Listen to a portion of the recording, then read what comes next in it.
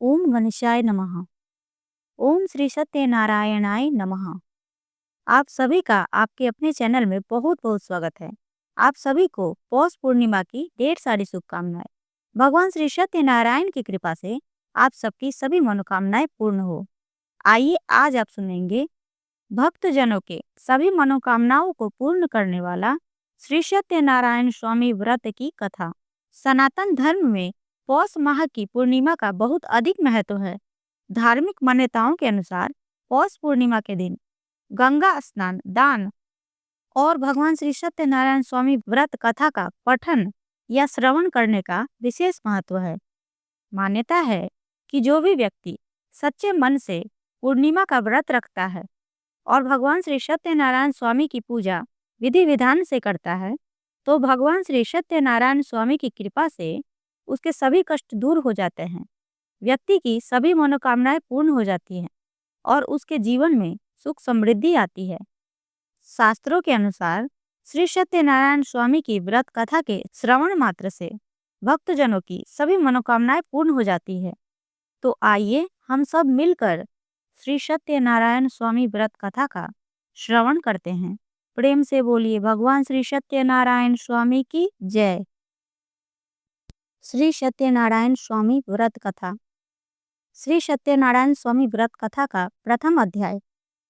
एक समय की बात है, नैमिषारण्य तीर्थ में सौनकादि 88,000 ऋषियों ने श्री सूत जी से पूछा कि हे प्रभु, इस कलयुग में वेद विद्या रहित मनुष्यों को प्रभु भक्ति किस प्रकार मिल सकती है तथा उनका उद्धार कैसे होगा। हे मुनि श्रेष्ठ, ऐसा कोई तप बताइए जिससे थोड़े समय में ही पुण्य मिले और मनोवांछित फल मिल जाए। इस प्रकार की कथा सुनने की हम सब इच्छा रखते हैं। सर्वशास्त्रों के ज्ञाता सूत जी बोले, हे वैष्णव में पूजे, आप सभी ने प्राणियों के हित की बात पूछी है, इसलिए मैं एक ऐसे श्रेष्ठ व्रत को आप लोगों को बताऊंगा जिसे नारद जी ने लक्ष्मी नारायण जी से पूछा था और लक्ष्मीपति ने मुनि श्रेष्ठ नारद जी से कहा था। आप सब इसे ध्यान से सुनिए। एक समय की बात है, योगी राज नारद जी ने दूसरों के हित की इच्छा लिए अनेक लोकों में घूमते हुए मृत्यु लोक में आ पहुंचे। यहाँ उन्होंने अनेक योनियों में जन्मे प्रायः सभी मनुष्यों को अपने कर्मों द्वारा अनेक दुखों से पीड़ित देखा। उनका दुख देख नारद जी सोचने लगे कि ऐसा यत्न किया जाए जिसके करने से निश्चित रूप से मानव के दुखों का अंत हो जाए। इसी विचार पर मनन करते हुए वह विष्णु लोक में गए। वहां वह देवों के ईश भगवान नारायण की स्तुति करने लगे, जिनके हाथ में शंख, चक्र, गदा और पद्म थे, गले में वरमाला पहने हुए थे। स्तुति करते हुए नारद जी बोले, हे भगवान, आप अत्यंत शक्ति से संपन्न हैं। मन तथा वाणी भी आपको नहीं पा सकती। आपका आदि, मध्य तथा अंत नहीं है। निर्गुण स्वरूप सृष्टि के कारण भक्तों के दुख को दूर करने वाले, आपको मेरा नमस्कार है। नारद जी की स्तुति सुन विष्णु भगवान बोले, हे मुनिश्रेष्ठ, आपके मन में क्या बात है? आप किस काम के लिए पधारे हैं, उसे निसंकोच कहें। इस पर नारद मुनि बोले कि मृत्यु लोक में अनेक योनियों में जन्मे मनुष्य अपने कर्मों द्वारा अनेक दुखों से दुखी हो रहे हैं। हे नाथ, आप मुझ पर दया रखते हैं तो बताइए कि वो मनुष्य थोड़े प्रयासों से ही अपने दुखों से कैसे छुटकारा पा सकते हैं। श्री हरि बोले, हे नारद, मनुष्यों की भलाई के लिए तुमने बहुत अच्छी बात पूछी है। जिसके करने से मनुष्य मोह से छूट जाता है, वह बात मैं कहता हूँ, उसे सुनो। स्वर्गलोक व मृत्युलोक दोनों में एक दुर्लभ उत्तम व्रत है जो पुण्य देने वाला है। आज प्रेमवश होकर मैं उसे तुमसे कहता हूँ। श्री सत्यनारायण भगवान का यह व्रत अच्छी तरह विधान पूर्वक करके मनुष्य तुरंत ही यहाँ सुख भोग कर मरने पर मोक्ष को पाता है। श्री हरि के वचन सुन नारद जी बोले कि उस व्रत का फल क्या है और उसका विधान क्या है। यह व्रत किसने किया था? इस व्रत को किस दिन करना चाहिए? सभी कुछ विस्तार से बताइए। नारद जी की बात सुनकर श्री हरि बोले, दुख व सुख को दूर करने वाला यह व्रत सभी स्थानों पर विजय दिलाने वाला है। मानव को भक्ति व श्रद्धा के साथ शाम को श्री सत्यनारायण की पूजा धर्मपरायण होकर ब्राह्मणों व बंधुओं के साथ करनी चाहिए। भक्ति भाव से ही नैवेद्य, केले का फल, घी, दूध और गेहूं का आटा सवाया मात्रा में लें। गेहूं के स्थान पर साठी का आटा, शक्कर तथा गुड़ लेकर वह सभी भक्षण योग्य पदार्थों को मिलाकर भगवान को भोग लगाएं। ब्राह्मणों सहित बंधु बांधवों को भी भोजन कराएं। उसके बाद स्वयं भोजन करें। भजन कीर्तन के साथ भगवान की भक्ति में लीन हो जाएं। इस तरह से सत्यनारायण भगवान का यह व्रत करने पर मनुष्य की सारी इच्छाएं निश्चित रूप से पूरी होती है। इस कलिक काल अर्थात कलयुग में मृत्यु लोक में मोक्ष का यही एक सरल उपाय बताया गया है। इस प्रकार श्री सत्यनारायण व्रत कथा का प्रथम अध्याय पूर्ण हुआ। प्रेम से बोलिए श्री सत्यनारायण भगवान की जय। श्री सत्यनारायण व्रत कथा का दूसरा अध्याय। सूत जी बोले, हे ऋषियों, जिसने पहले समय में इस व्रत को किया था उसका इतिहास कहता हूँ, ध्यान से सुनो। सुंदर काशीपुर नगरी में एक अत्यंत निर्धन ब्राह्मण था। भूख प्यास से परेशान वह धरती पर घूमता रहता था। ब्राह्मणों से प्रेम करने वाले भगवान ने एक दिन ब्राह्मण का वेश धारण कर उसके पास जाकर पूछा, हे विप्र, नित्य दुखी होकर तुम पृथ्वी पर क्यों घूमते हो? दीन ब्राह्मण बोला, मैं निर्धन ब्राह्मण हूँ, भिक्षा के लिए धरती पर घूमता हूँ। हे भगवान, यदि आप इसका कोई उपाय जानते हो तो बताइए। वृद्ध ब्राह्मण कहता है कि सत्यनारायण भगवान मनोवांछित फल देने वाले हैं, इसलिए तुम उनका पूजन करो। इसे करने से मनुष्य सभी दुखों से मुक्त हो जाता है। वृद्ध ब्राह्मण बनकर आए सत्यनारायण भगवान उस निर्धन ब्राह्मण को व्रत का सारा विधान बताकर अंतर ध्यान हो गए। ब्राह्मण मन ही मन सोचने लगा कि जिस व्रत को वृद्ध ब्राह्मण करने को कह गया है, मैं उसे जरूर करूंगा। यह निश्चय करने के बाद उसे रात में नींद नहीं आई। वह सवेरे उठकर सत्यनारायण भगवान के व्रत का निश्चय कर भिक्षा के लिए चला गया। उस दिन निर्धन ब्राह्मण को भिक्षा में बहुत धन मिला, जिससे उसने बंधु बांधवों के साथ मिलकर श्री सत्यनारायण भगवान का व्रत संपन्न किया। भगवान सत्यनारायण का व्रत संपन्न करने के बाद वह निर्धन ब्राह्मण सभी दुखों से छूट गया और अनेक प्रकार की संपत्तियों से युक्त हो गया। उसी समय से यह ब्राह्मण हर माह इस व्रत को करने लगा। इस तरह से सत्यनारायण भगवान के व्रत को जो मनुष्य करेगा वह सभी प्रकार के पापों से छूटकर मोक्ष को प्राप्त होगा। जो मनुष्य इस व्रत को करेगा वह भी सभी दुखों से मुक्त हो जाएगा। सूत जी बोले, इस तरह नारद जी से नारायण जी का कहा हुआ श्री सत्यनारायण व्रत को मैंने तुमसे कहा है। हे विप्रो, अब मैं और क्या कहूँ? ऋषि बोले, हे मुनिवर, संसार में उस विप्र से सुनकर और किस किस ने इस व्रत को किया, हम सब इस बात को सुनना चाहते हैं। इसके लिए हमारे मन में श्रद्धा का भाव है। सूत जी बोले, हे मुनियों, जिस जिसने इस व्रत को किया वह सब सुनो। एक समय वही विप्र धन व ऐश्वर्य के अनुसार अपने बंधु बांधवों के साथ इस व्रत को करने को तैयार हुआ। उसी समय एक लकड़ी बेचने वाला बूढ़ा आदमी आया और लकड़ियां बाहर रखकर अंदर ब्राह्मण के घर में गया। प्यास से दुखी वह लकड़हारा उनको व्रत करते देख विप्र को नमस्कार कर पूछने लगा कि आप यह क्या कर रहे हैं तथा इसे करने से क्या फल मिलेगा, कृपया मुझे भी बताएं। ब्राह्मण ने कहा कि सब मनोकामनाओं को पूरा करने वाला यह सत्यनारायण भगवान का व्रत है। इसकी कृपा से ही मेरे घर में धन्य धान्य आदि की वृद्धि हुई है। विप्र से सत्यनारायण व्रत के बारे में जानकर लकड़हारा बहुत प्रसन्न हुआ। चरणामृत लेकर वह प्रसाद खाने के बाद वह अपने घर गया। लकड़हारे ने अपने मन में संकल्प किया कि आज लकड़ी बेचने से जो धन मिलेगा उसी से श्री सत्यनारायण भगवान का उत्तम व्रत करूंगा। मन में इस विचार को ले बूढ़ा आदमी सिर पर लकड़ियां रखकर नगर में बेचने गया। जहां धनी लोग ज्यादा रहते थे, उस नगर में उसे अपनी लकड़ियों का दाम पहले से 4 गुना अधिक मिलता है। बूढ़ा प्रसन्नता के साथ दाम लेकर केले, शक्कर, घी, दूध, दही और गेहूं का आटा ले और सत्यनारायण भगवान के व्रत की अन्य सामग्रियां लेकर अपने घर गया। वहां उसने अपने बंधु बांधवों को बुलाकर विधि विधान से सत्यनारायण भगवान का पूजन और व्रत किया।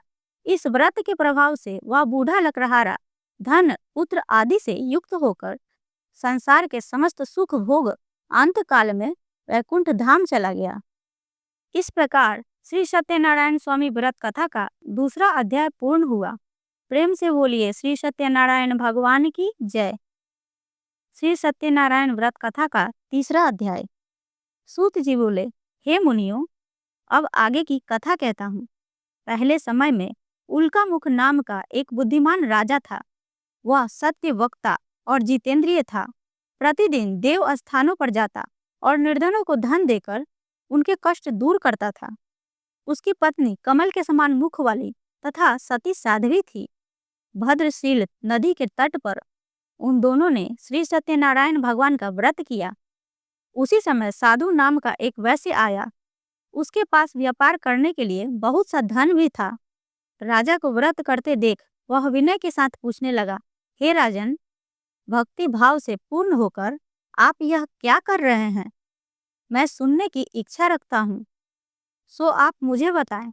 राजा बोला, हे साधु, अपने बंधु बांधवों के साथ पुत्र आदि की प्राप्ति के लिए एक महाशक्तिमान श्री सत्यनारायण भगवान का व्रत व पूजन कर रहा हूँ। राजा के वचन सुन साधु आदर से बोला, हे राजन, मुझे इस व्रत का सारा विधान कहिए। आपके कथनानुसार मैं भी इस व्रत को करूँगा। मेरी भी संतान नहीं है और इस व्रत को करने से निश्चित रूप से मुझे संतान की प्राप्ति होगी। राजा से व्रत का सारा विधान सुन व्यापार से निर्वृत्त हो वह अपने घर गया। साधु वैश्य ने अपनी पत्नी को संतान देने वाले इस व्रत का वर्णन कह सुनाया और कहा कि जब मेरी संतान होगी तब मैं इस व्रत को करूँगा। साधु ने इस तरह के वचन अपनी पत्नी लीलावती से कहे। एक दिन लीलावती पति के साथ आनंदित हो सांसारिक धर्म में प्रवृत्त होकर सत्यनारायण भगवान की कृपा से गर्भवती हो गई। 10वें महीने में उसके गर्भ से एक सुंदर कन्या ने जन्म लिया। दिनों दिन वह ऐसे बढ़ने लगी जैसे कि शुक्ल पक्ष का चंद्रमा बढ़ता है।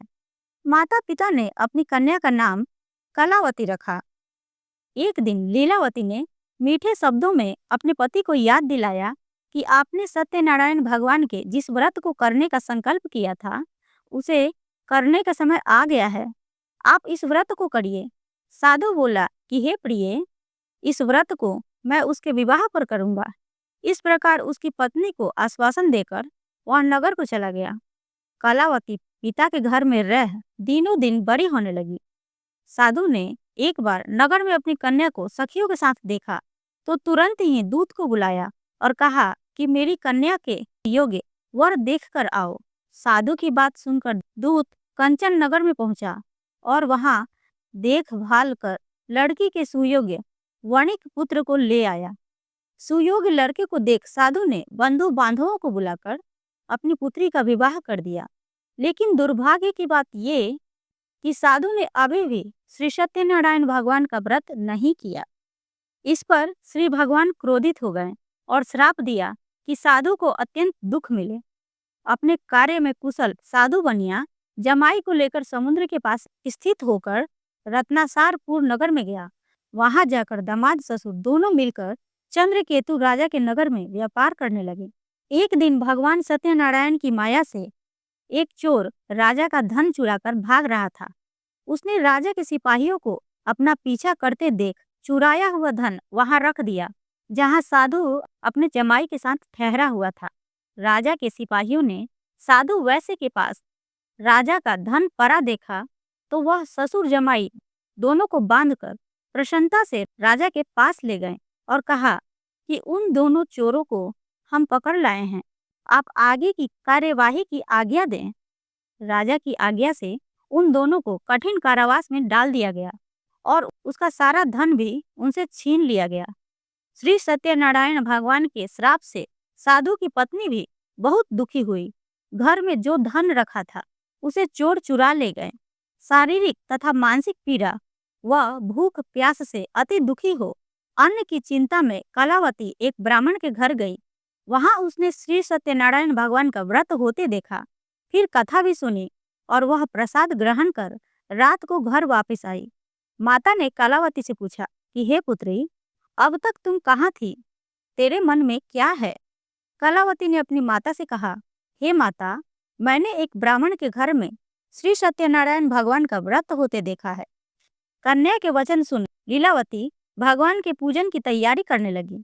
लीलावती ने परिवार व बंधुओं सहित सत्यनारायण भगवान का पूजन किया और उनसे वर मांगा कि मेरे पति तथा जमाई शीघ्र घर आ जाए।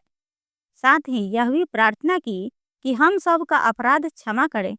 श्री सत्यनारायण भगवान इस व्रत से संतुष्ट हो गए और राजा चंद्रकेतु को सपने में दर्शन देकर कहा, हे राजन, तुम उन दोनों वैश्यों को छोड़ दो और तुमने उनका जो धन लिया है उसे वापस कर दो।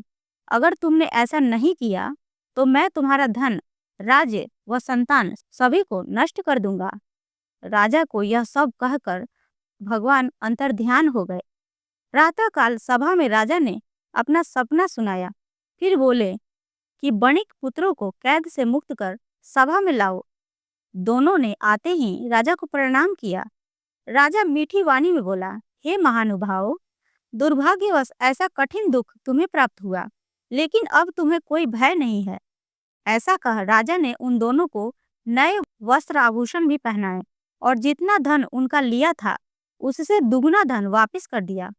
दोनों वैश्य अपने घर को चल दिए। इस प्रकार श्री सत्यनारायण व्रत कथा का तीसरा अध्याय पूर्ण हुआ। प्रेम से बोलिए श्री सत्यनारायण भगवान की जय। श्री सत्यनारायण व्रत कथा का चौथा अध्याय। सूत जी बोले, वैश्य ने मंगलाचार कर अपनी यात्रा आरंभ की और अपने नगर की ओर चल दिए। उनके थोड़ी दूर जाने पर एक दंडी वेशधारी श्री सत्यनारायण ने उनसे पूछा, हे साधु, तेरी नाव में क्या है? अभिवाणी वणिक हंसता हुआ बोला, हे दंडी, आप क्यों पूछते हो? क्या धन लेने की इच्छा है? मेरी नाव में तो बेल व पत्ते भरे हुए हैं। वैश्य के कठोर वचन सुन भगवान बोले, तुम्हारा वचन सत्य हो। दंडी ऐसे वचन कह वहां से दूर चले गए। कुछ दूर जाकर समुद्र के किनारे बैठ गए। दंडी के जाने के बाद साधु वैश्य ने नित्य क्रिया के पश्चात नाव को ऊंची उठते देखकर अचंभा माना और नाव में बेल पत्ते आदि देख वह मूर्छित हो जमीन पर गिर पड़ा। मूर्छा खुलने पर वह अत्यंत शोक में डूब गया।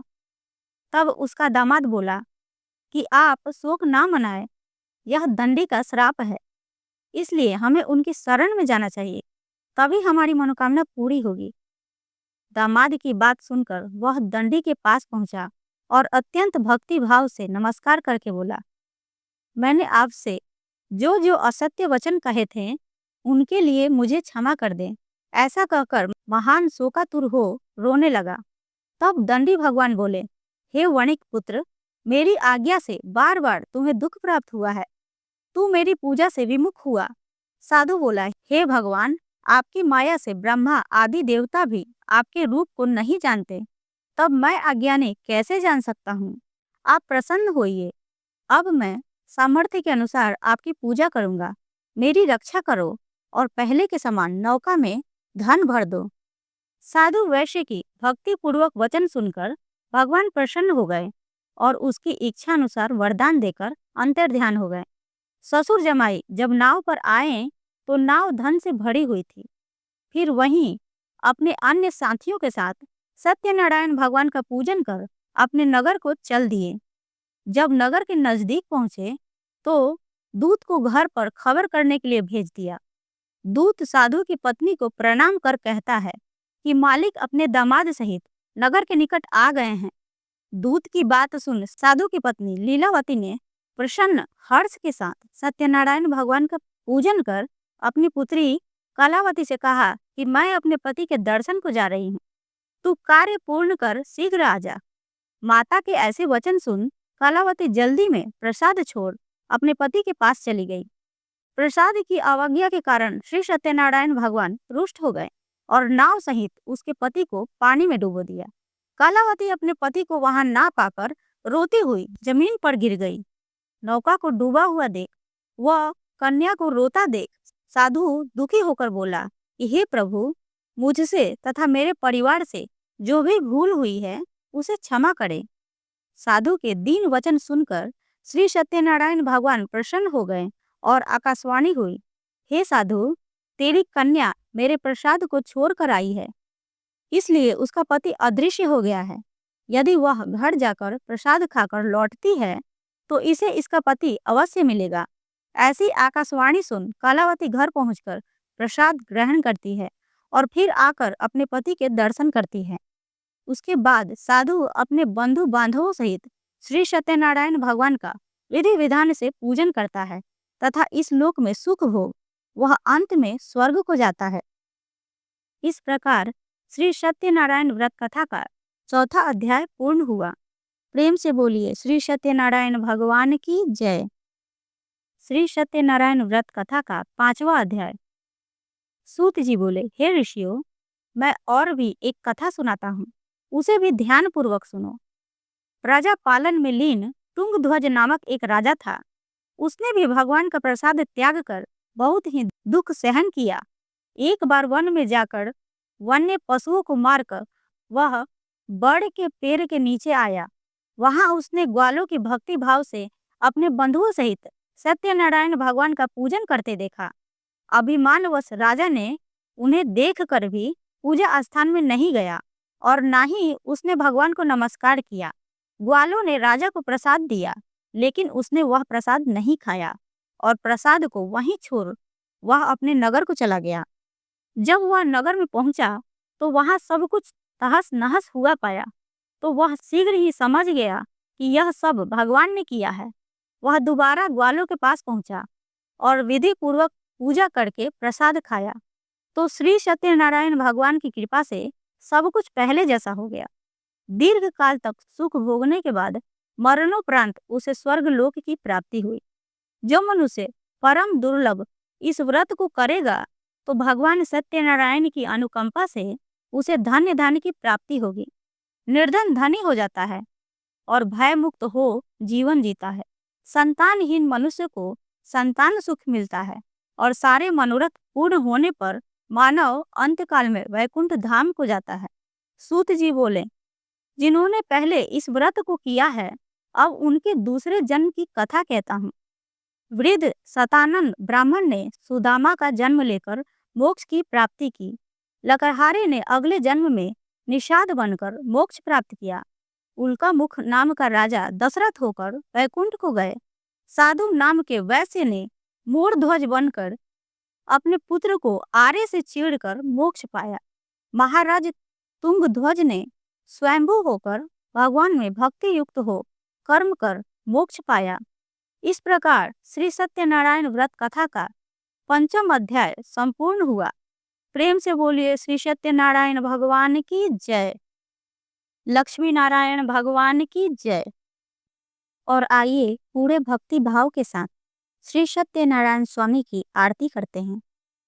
जय लक्ष्मी रमणा स्वामी, जय लक्ष्मी रमणा। सत्यनारायण स्वामी जनपातक हरणा। ओम जय लक्ष्मी रमणा स्वामी, जय लक्ष्मी रमणा। रत्न जड़ित सिंहासन अद्भुत छवि राजे। नारद करत निराजन घंटा ध्वनि बाजे। ओम जय लक्ष्मी रमणा स्वामी, जय लक्ष्मी रमणा। प्रकट भये कलि कारण द्विज को दर्श दियो। बूढ़ो ब्राह्मण बनकर कंचन महल कियो। ओम जय लक्ष्मी रमणा स्वामी, जय लक्ष्मी रमणा। दुर्बल भील कठारो जिन पर कृपा करी। चंद्रचूड़ एक राजा तिनकी विपत्ति हरी। ओम जय लक्ष्मी रमणा स्वामी, जय लक्ष्मी रमणा। वैश्य मनोरथ पायो श्रद्धा तज दीन्ही। सो फल भोग्यो प्रभु जी फिर स्तुति कीन्ही। ओम जय लक्ष्मी रमणा स्वामी, जय लक्ष्मी रमणा। भाव भक्ति के कारण छिन छिन रूप धर्यो। श्रद्धा धारण कीन्ही तिनको काज सर्यो। ओम जय लक्ष्मी रमणा, स्वामी जय लक्ष्मी रमणा। ग्वाल बाल संग राजा, वन में भक्ति करी, मन वांछित फल दीनो, दीन दयाल हरि। ओम जय लक्ष्मी रमणा, स्वामी जय लक्ष्मी रमणा। चढ़त प्रसाद सवायो, कदली फल मेवा, धूप दीप तुलसी से, राजी सत्य देवा। ओम जय लक्ष्मी रमणा, स्वामी जय लक्ष्मी रमणा। श्री सत्यनारायण जी की आरती जो कोई नर गावे, रिद्धि सिद्धि सुख संपत्ति सहज रूप पावे। ओम जय लक्ष्मी रमणा, स्वामी जय लक्ष्मी रमणा। सत्यनारायण स्वामी जन पातक हरना। ओम जय लक्ष्मी रमणा, स्वामी जय लक्ष्मी रमणा। प्रेम से बोलिए श्री सत्यनारायण भगवान की जय।